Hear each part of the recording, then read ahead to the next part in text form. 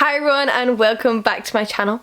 We are gathered here today to discuss my top 10 favourite classics. So classic is obviously a very difficult term to define. I myself am an ancient historian and my discipline is often referred to as classics, but when we discuss classic literature we're often talking about books as recent as the 19th century or even 20th century, and by the time we get to the 20th century we get into the complicated realm of what is a modern classic versus a classic? I don't even know. It's all a little bit arbitrary. So I've set my own rules for this video. First of all, it's all fiction, not because I think there aren't classic non-fiction works, but just because that seemed like a reasonable parameter for picking only 10 books of what is thousands of years of literature. And they were all originally published in the 1920s or earlier. So I was roughly going for a century old or older, but there is one book I think in this list which maybe doesn't quite hit the century mark, but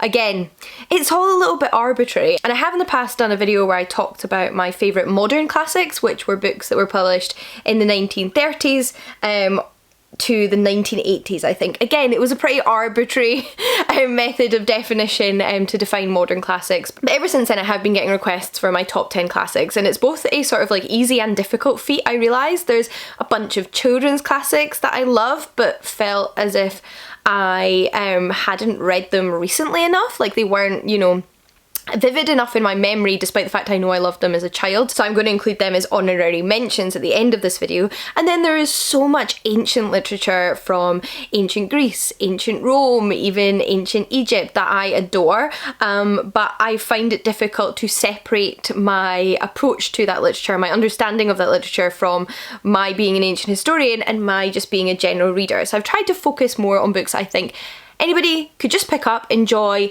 and not necessarily need the depth of historical knowledge that you might have as a historian of that period, because I certainly am a historian of a lot of the periods these books are from, but you might also enjoy learning about those historical periods whilst you're reading about them, and they certainly lend, I think, an extra bit of context to them. So I always enjoy myself learning a little bit about the time a book was written. But with that said, with all of those caveats, let's just jump straight in, shall we? These are the 10 books that were published pre-1920s over the course of more than 2 millennia that I absolutely adore and would highly recommend. Right, so these books are in no particular order, but I'm going to start off with Thérèse Racan by Émile Zola.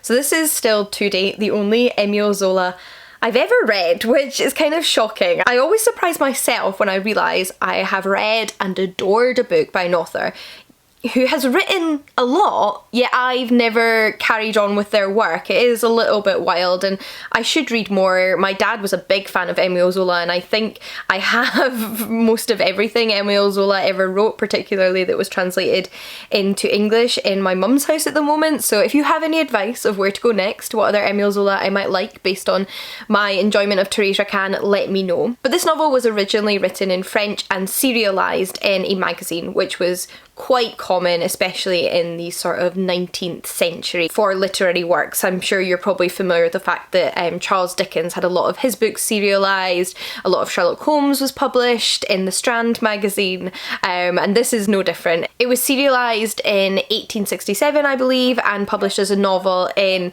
1868. Now this is quite a dark novel, and to some extent it's a bit of a character study of two characters who do something very dark, what motivates them, but also how it kind of unravels them. So we have a woman who's in an unhappy marriage with her cousin. She was raised by her aunt and just sort of raised to be her cousin's wife, and she's never been happy in that position, and she starts up an affair with a friend or colleague of her husband, I believe he is, only for them to begin plotting her husband's murder. I wouldn't say anything about this novel reads like a love story, however. There's nothing particularly endearing about the central relationship, despite the fact that I obviously sympathise with the woman for being in an unhappy marriage that she didn't choose for herself. It's definitely one where you're more appalled by the character's actions, but then again the husband isn't necessarily written to be a hero or protagonist either. There's no one particularly likeable in this book, if anything.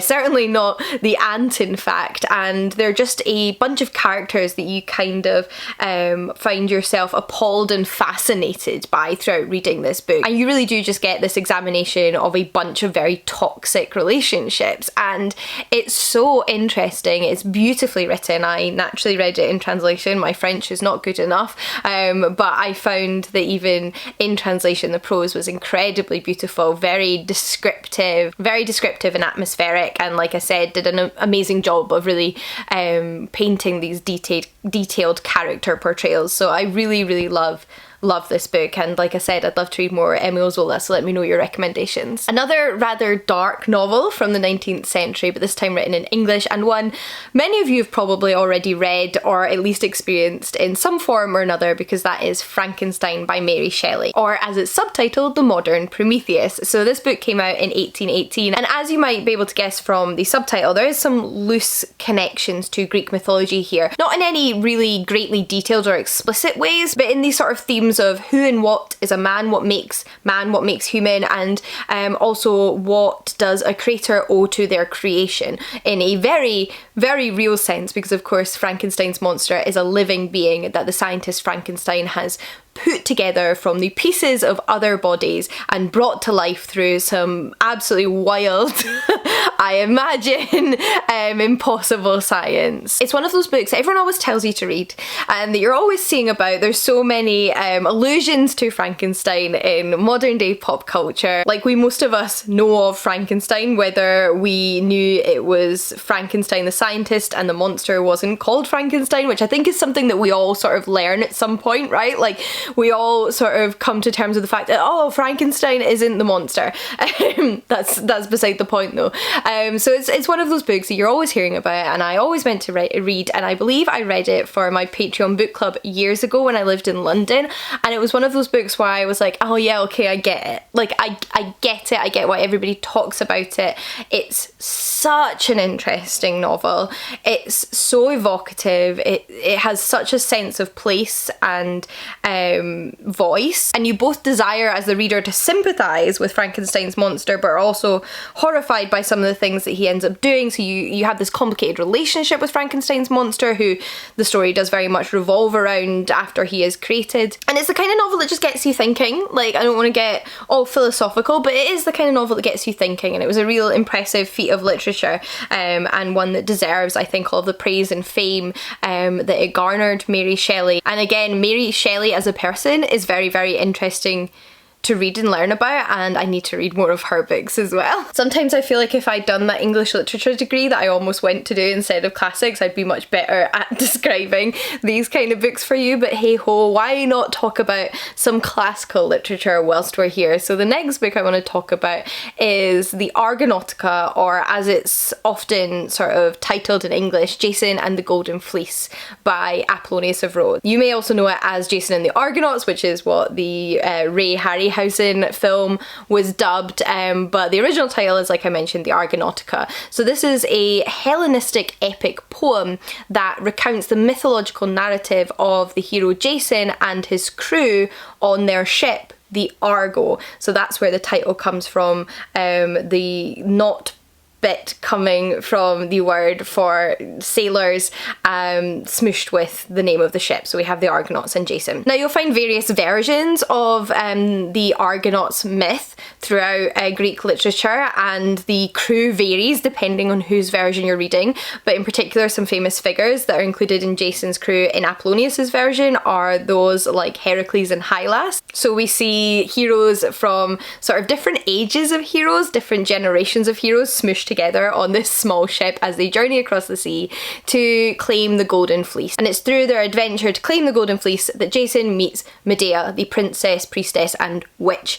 that is, and their whole story begins. I don't want to give it away if you haven't read or seen any adaptations of this, because, you know, there's some real fun twists and turns in this myth, and I think Apollonius of Rhodes does such a fantastic job of bringing this myth to life. I love Hellenistic literature. You see experimentation, you see rejection, rejection of the past and idealism. In books like Jason and the Golden Fleece, you start to see a kind of different type of hero than you do in your Homeric epic poetry. So I find it a really interesting time in literature, and I find the literature of this period really interesting, and Jason and the Golden Fleece is one of my absolute favourites. Right, let's return to the 19th century, because apparently I love a lot of classics from that era, and I want to talk next about Jane Eyre by Charlotte Bronte. So this is a novel that I still have such a vivid memory of reading for the first time. It originally came out in 1847 and tells the story of a young Jane Eyre who we meet as a child living with her aunt and her cousins when she is sent away to a boarding school. Life with her aunt was pretty miserable, the boarding school isn't much better,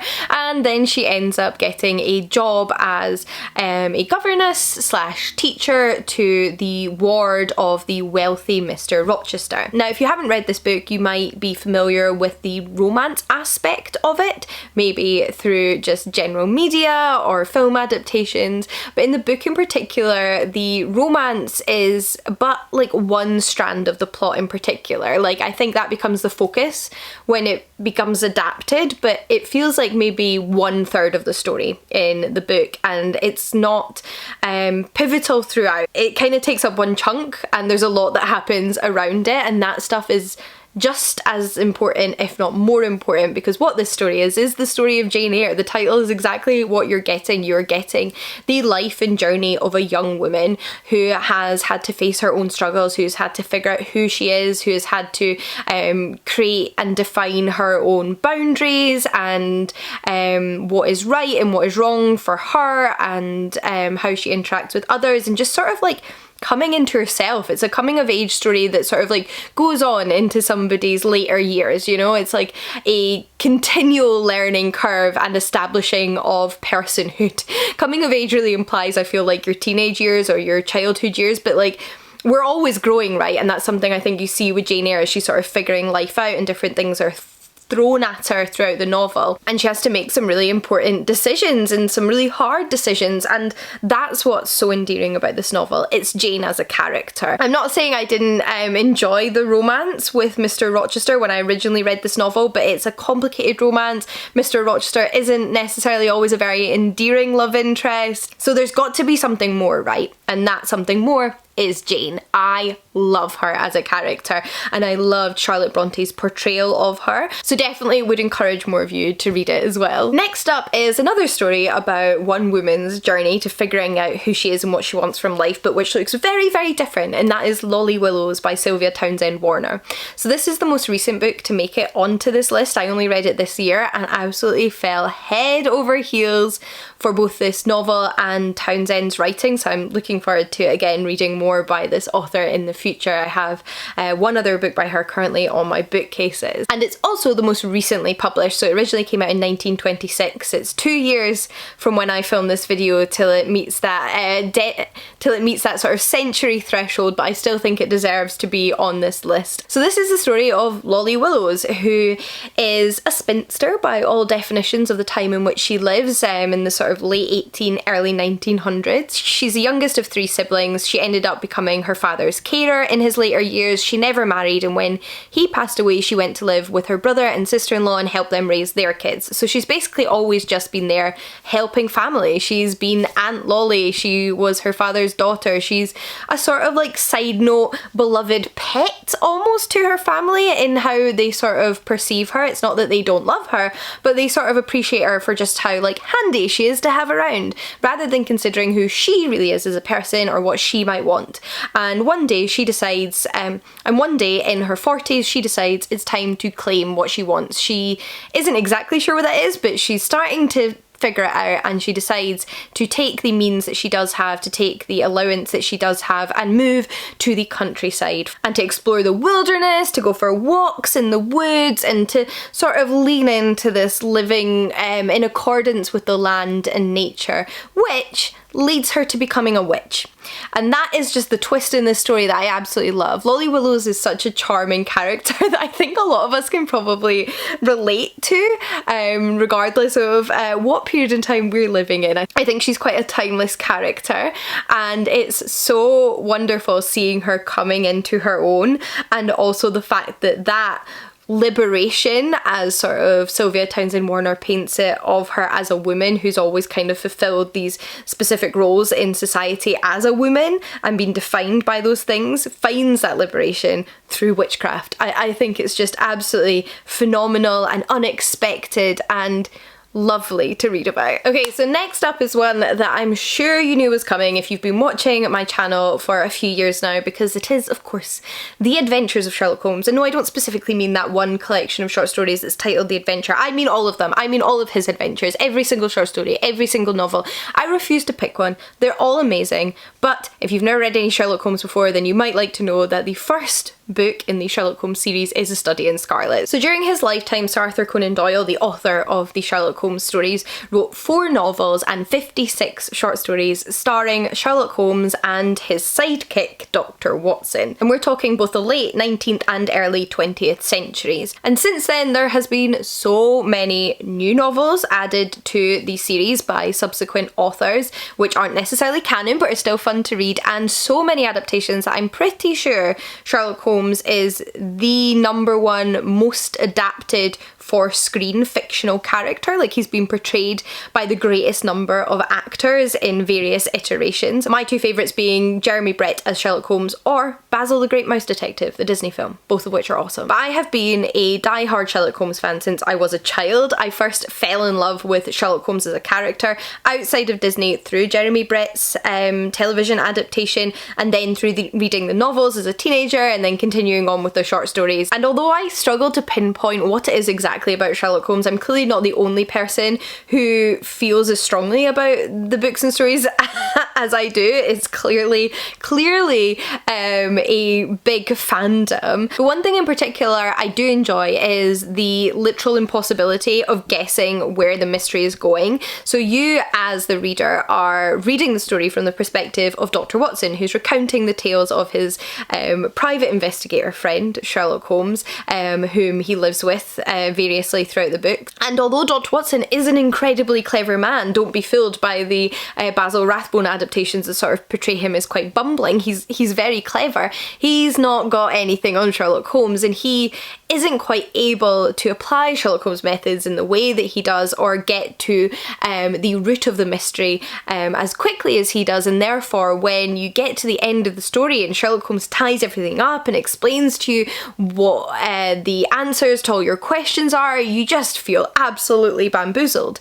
But it's so well done, and that's why I love, like, I don't need to guess the ending. I love having everything revealed to me and it all have been a complete mystery up until that point. So I love it. I love the characters. I find these stories so comforting, and if you'd like to read them and want an easy place to start, A Study of Scarlet is obviously great because it's where Sherlock Holmes and Dr. Watson first meet, first take up lodgings together, and you get to know Sherlock Holmes and who he is as a person, and a little bit about his methods and the foundations for what is a really important literary friendship. So yeah, love, love, love Sherlock Holmes. To return to the world of magic, however, I next want to mention The Magician by W. Somerset Maugham. So this book was published in 1908, and it's written by a British author, W. Somerset Maugham, who'd recently visited Paris and decided to set this novel in Paris based on a recent meeting with the infamous Aleister Crowley. So if you sort of know anything about the history of sort of neo-paganism